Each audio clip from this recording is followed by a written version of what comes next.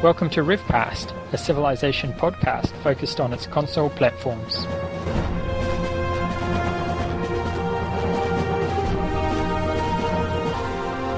elthrasher, Blue, 1987. ScottieX. REDAF.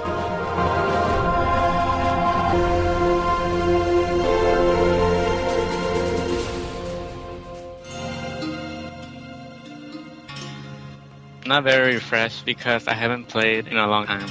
Especially with because I don't like. Yeah. Nobody knows that's the end of the month yet. I am your lead co-host, as always, elthrasher. With me is ScottieX. G'day. REDAF. Hey guys. And special guest co-host, hello, goodbye, 1, 2, 3. Hello. Hola. Hola, adios. Whatever language. 1, 2, 3. How shall we call you? ¿Cómo te llamas?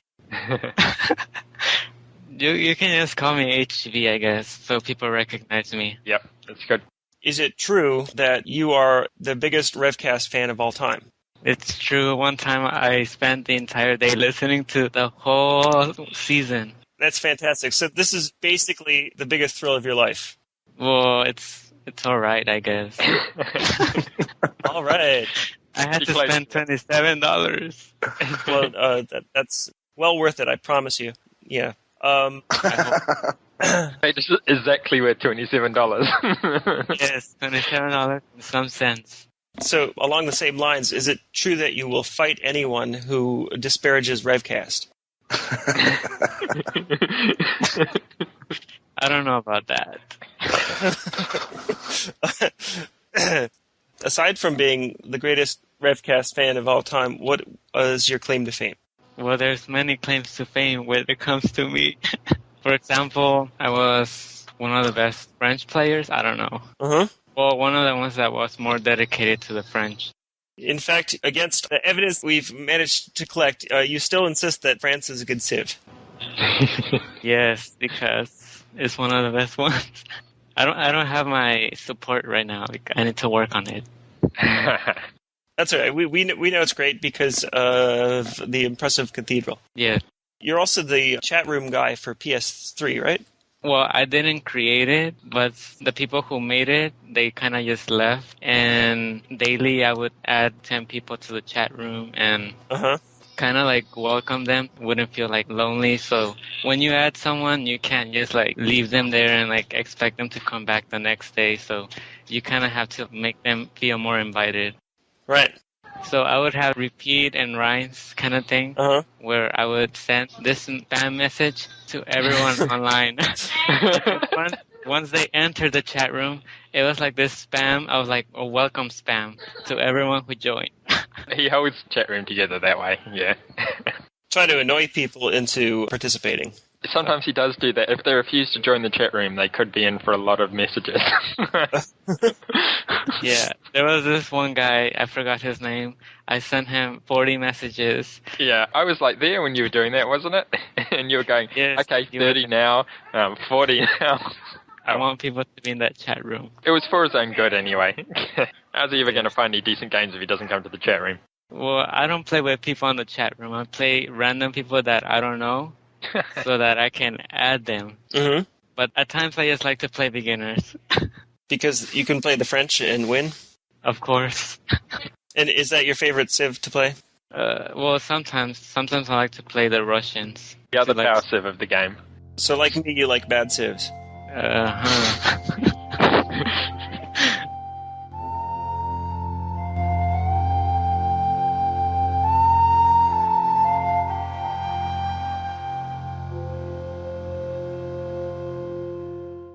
Let's move into tournament update, which actually I think they're all kind of stalled. I mean, I think people have had exciting outdoor summer plans. I've managed to clear up a few of my ones. I mean, you know, that I had in front of me, the couple of European ones, so I've progressed through a couple of levels there. And right. What's going on with that? Am I ready to play again yet? In the league, we've got I'm answering my own question here. Yeah. So No. I have to wait for Morte or RZ Racer to play, which is never going to happen. We got to do something about that. Probably won't be able to find Mort anyway, so yeah. I'd end up just seeing you playing Morpork. The winner of you two can play me or something. Oh, yeah. Well, I'm going to win that quarterfinal anyway, so guaranteed. So we did complete all the round robins, so we're into the grand final ultimate players. That's good. So that's me and Morpork and you and who else we got? Ty, are you there, or is it who was there? No, I had to bow out of that one. I gave it to Rem that first round because I was leaving the country. Yeah, we got to get this thing together. Yeah, it's all ready to go. Ready to go into the finals then, huh? Yep. You won number 5. Yeah, I won 5 and Glenn I won 6, so it's ready to go. Yeah, so that would be Mopak, Morte, Rem, me, you being Scottie, and Glenn Eyre.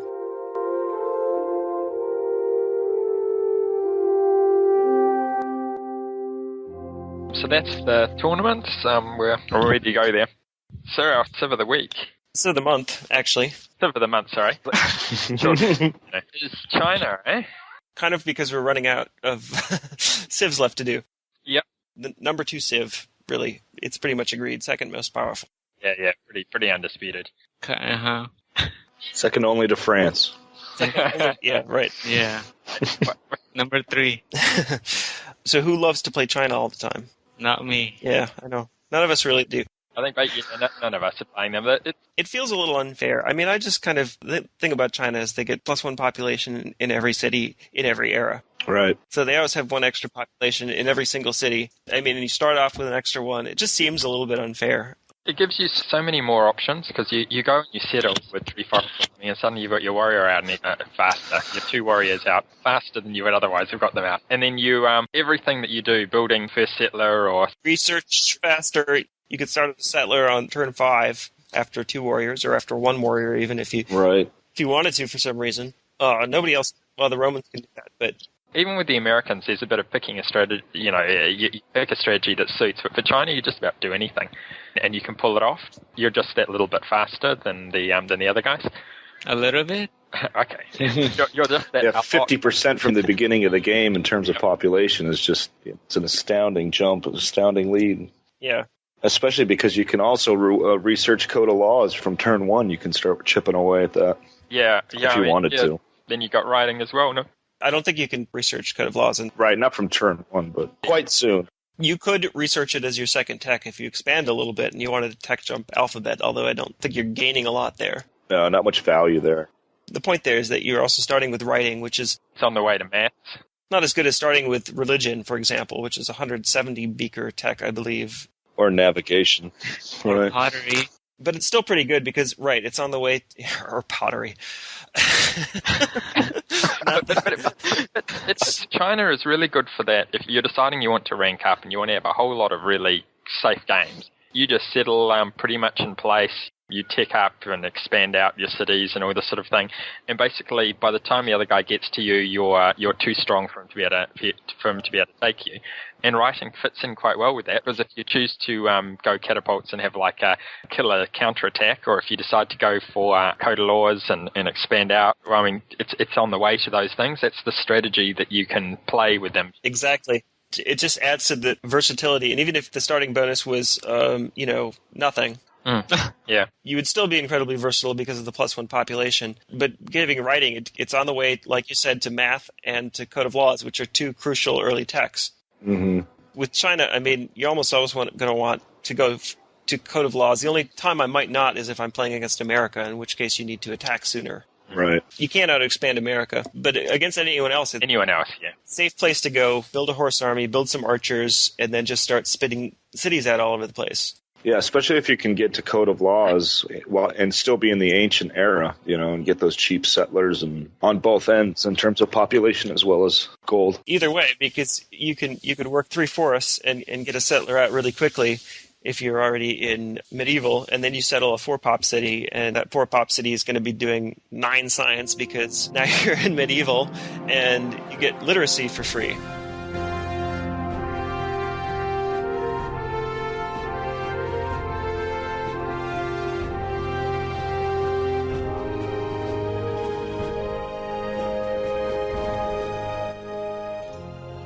With with China, they're so versatile. So you could horse rush, which is a pretty standard thing to do. It's very easy with China because you probably will have access to 3 sea tiles to research quickly, or 3 forests, which is even better to build those horses really quickly. You can settler rush with China, but I usually don't bother. Just find a good spot. Yeah, you don't really have to take that risk. And chances are any city you capture is not going to be as good as any city you can build, which is really only true with China. Any other civ, basically any city you capture is going to be better than any city you could build at that point in the game. Also, you're going to get your offensive horse army or whatever up so quickly if you decide to go that route that you're going to be hitting that AI city that bit faster than the other guys with that little bit less defenses and a little bit earlier. Your options are better. That's not to say that settler rushing is a bad idea with China. It's actually a good idea. It's just they're a civ that you can do really well without settler rushing, in my opinion. It's not as necessary, right? So again, there's that versatility. Basically, any opening that we've talked about on this program, you can do with China. When I play them, unless I'm doing something like a Legion rush or maybe that catapult rush, that works with China, right? I mean, that catapult rush is pretty fast. Well, China's probably the fastest catapult rusher, really. You could get mathematics as your second tech, couldn't you? If you wanted to.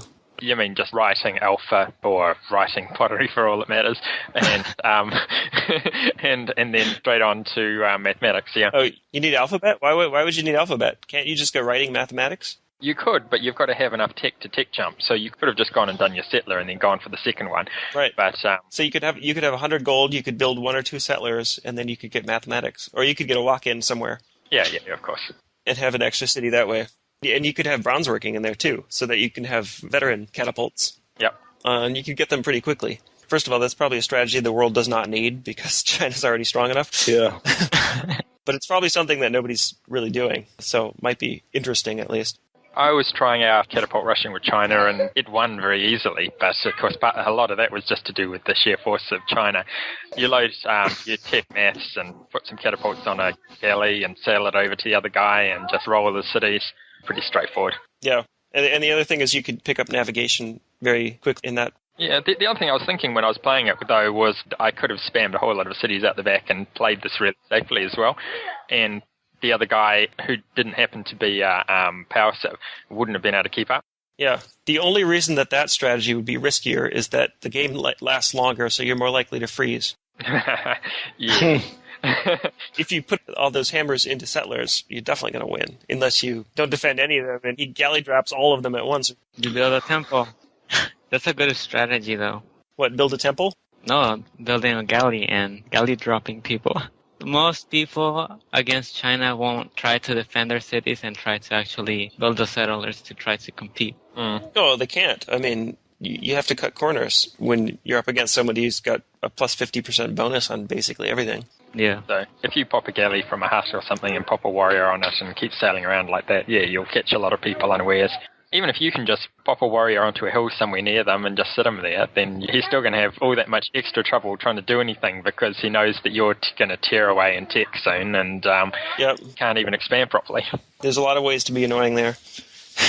So you could also go for a Legion rush. I wouldn't tend to do that unless you were worried playing America. Then it's probably better than a catapult. Yeah, you got to hit them so fast. Fling a million legions at them. Don't even make them veteran. And that's assuming that it's a good America player who's probably defending with militia and a horse army or something like that, as opposed to the kind who, for some reason, build archer armies in 3 cities. If that's your opponent, then you can do whatever you want.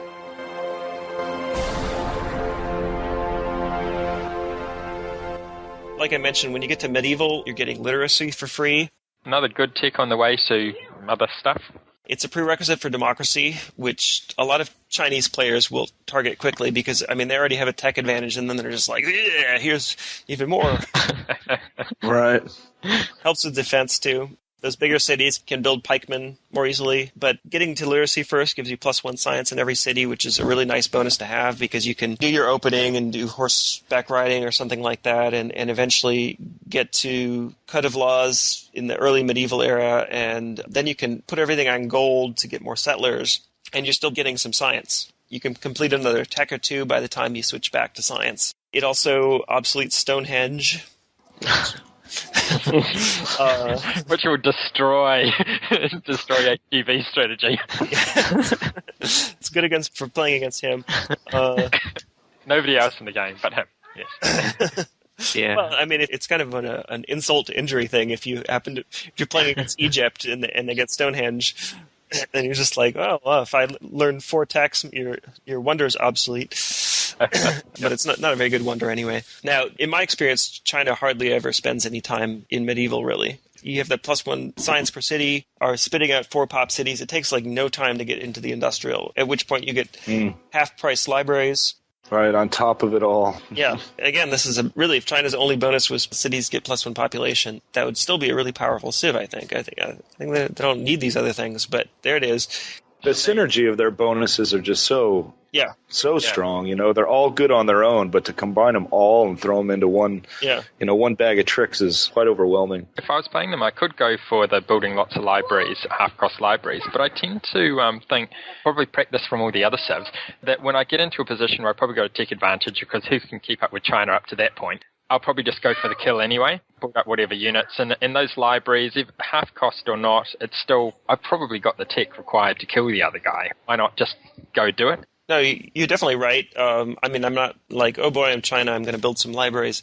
But the thing is that you get to industrial as China, and you look at the tech path, and you look, I want to use my scientist to get industrialization, or whatever you want to do. Yep. And you say, oh, if I had 11 more science per turn, a library, I mean... Yep. The thing is that libraries now cost the same amount as a settler.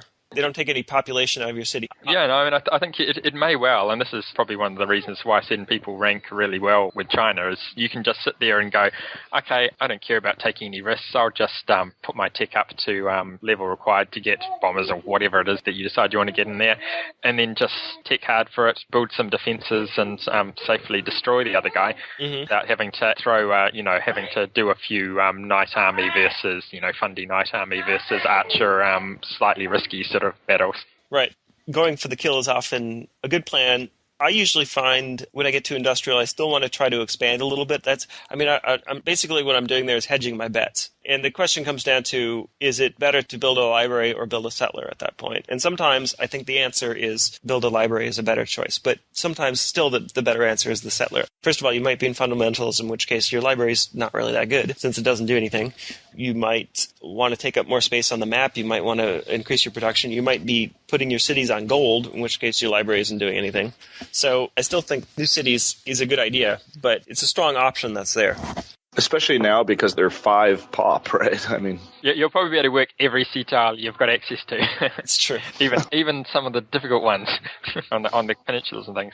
And you can always be playing against someone who is likely not going to die to night armies or whatever you can put together. I mean, it comes down to something that we've talked about before, is like you're at this point in the game now. We're assuming that we have a strong opponent who's somehow competitive or something like that, and we could put together some night armies and attack, or how long does it take to get bombers at that point? The answer to that question is really not very long. So, and look at all the stored hammers, banked hammers you could have with all that population. Especially after you in industrial and you have used your scientist industrialization and you've expanded decently, you probably have more gold coming in every turn than a library costs. Found it a really easy way to shave a few turns off getting to some of the techs I wanted to get to.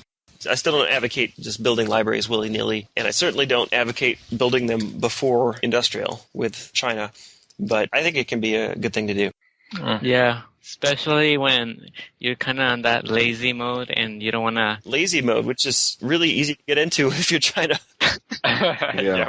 Especially when you have a bunch of cities, like 30, and you just have to scroll over every single one, and your enemies just pushing end turn at the beginning. Yeah. That's what I do with Scottie sometimes.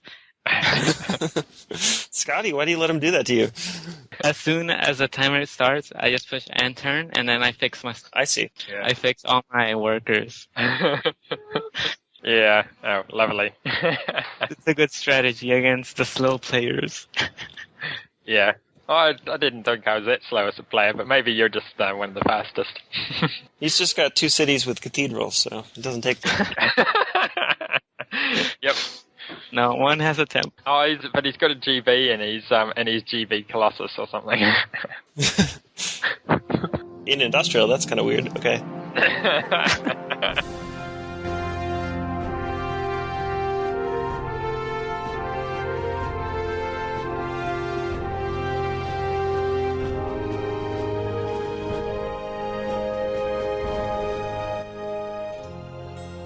The modern bonus for China is cities not affected by anarchy, which is, it's fine. It's like, again, they don't really need anything. Modern bonuses tend not to be very important anyway. It's better that they have that bonus than having something like more powerful. Oh, yeah. I would rather have them have the bonus, all your cities shrink to one population. I guess that's not very historically accurate. I was suggesting something along those lines for a civilization called Atlantis. So basically you've got an awesome civ, and then all of a sudden it just collapses to nothing at a certain era, and you're desperately trying not to receive extra tech. But Atlantis is already in the game. It's the somebody gets horseback riding and ceremonial burial and starts swearing a lot. Like Ty said, there's still synergy there with it, not affected by anarchy, because the trick I think we've mentioned before, where if you want to be in fundamentalism and still use your libraries, you just go to anarchy at the end of every turn, and if your cities are not affected by anarchy, you still get the full science bonus, and you basically are in despotism, except when you want to attack. The only reason not to do that is it could cause the game to freeze. It's really likely to cause it to freeze. That's all part of the fun.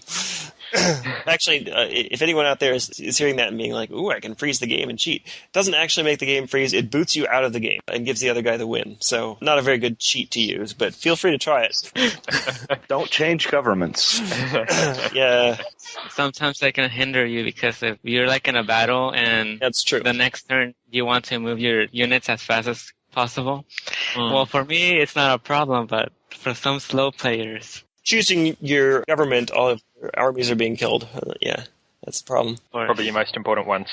Which a good player will be counterattacking you. So if you're in fundamentalism because you want to attack them, well, they're almost certainly doing the counterattack the next turn. Yep, that's true.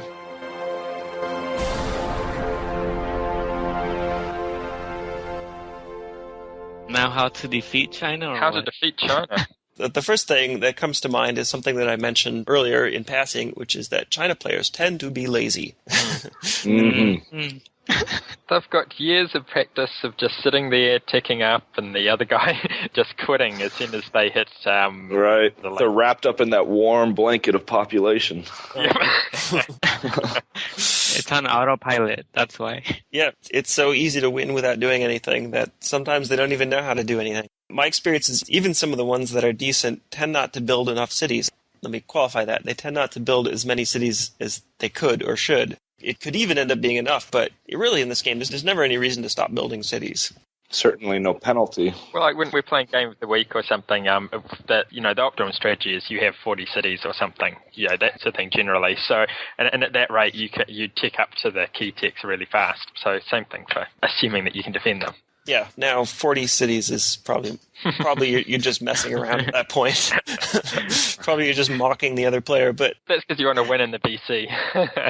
10, 12, 15 with China, really easy to do. Yeah. At least in a head-to-head game in free-for-all, assuming the other players stay in, which is incredibly rare. But if that were to happen, then probably have trouble getting to 15. But if you stop at 4, then you are not trying hard enough. So that's something, which is just that your opponent may not be using the Civ to its full potential. So basically, go on the attack. It's kind of what we always talk about, but just try to drop a mountain on his head or something.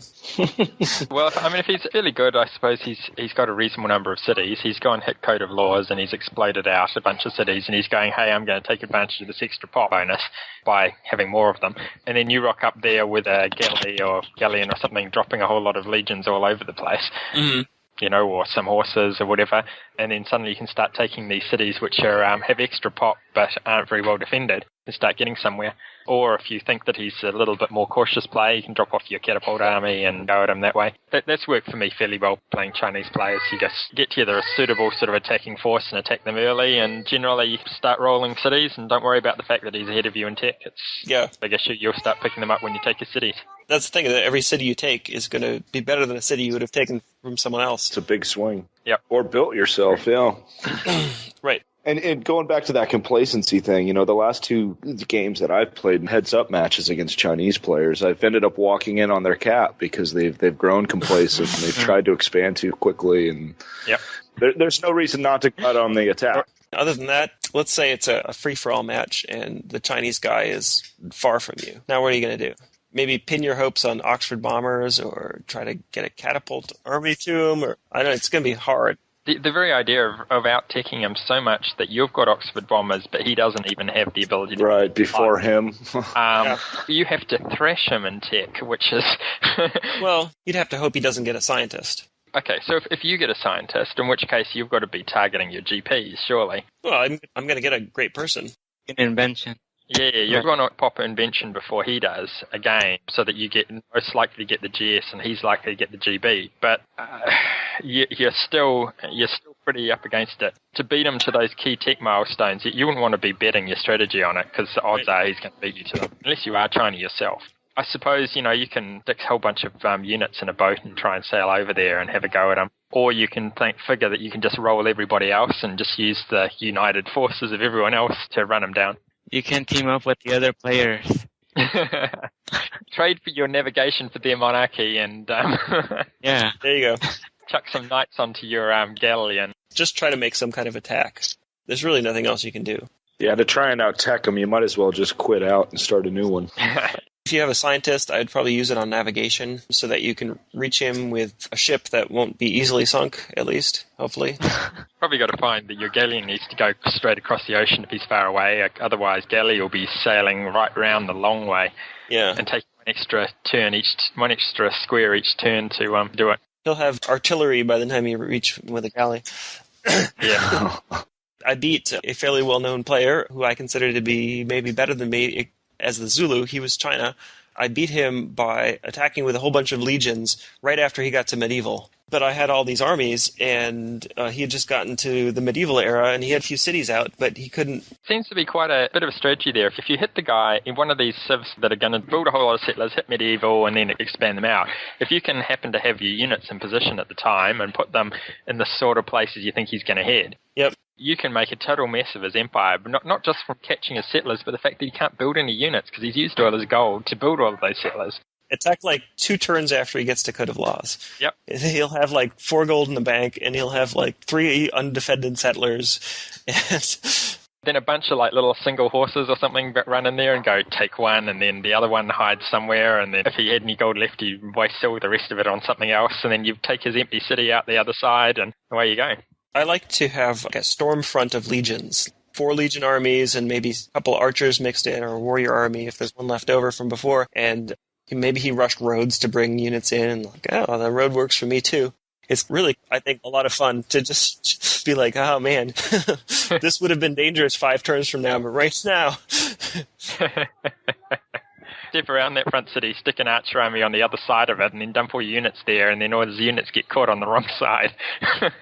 Suddenly, completely open, vulnerable empire in front of you. Best he can do is stick an archer in a city, which isn't going to stop your legions.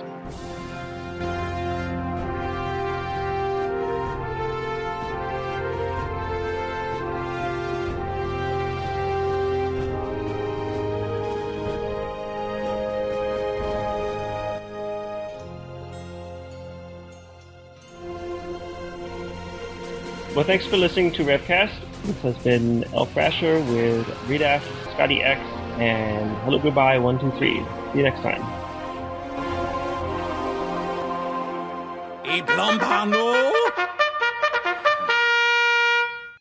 And that poor Pop City is going to be doing 9 science because now you're in medieval and you get literacy for free. Isn't it 13? No, I'm just kidding. 2 times 4 is 8. Just kidding. Alright, don't kid.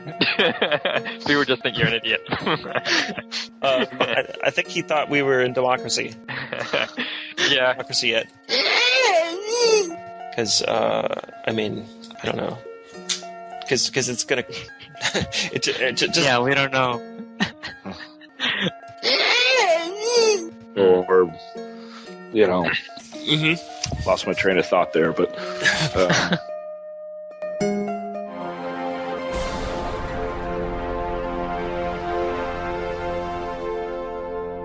For more information about RevCast, sibling shows PolyCast and Modcast, or about PolyCast in general, log on to the series' official website at thepolycast.net. Record date: September 25th, 2011. Civilization Revolution sound clips. Copyright Take-Two Interactive. Copyright Civilized Communication at civcom.net.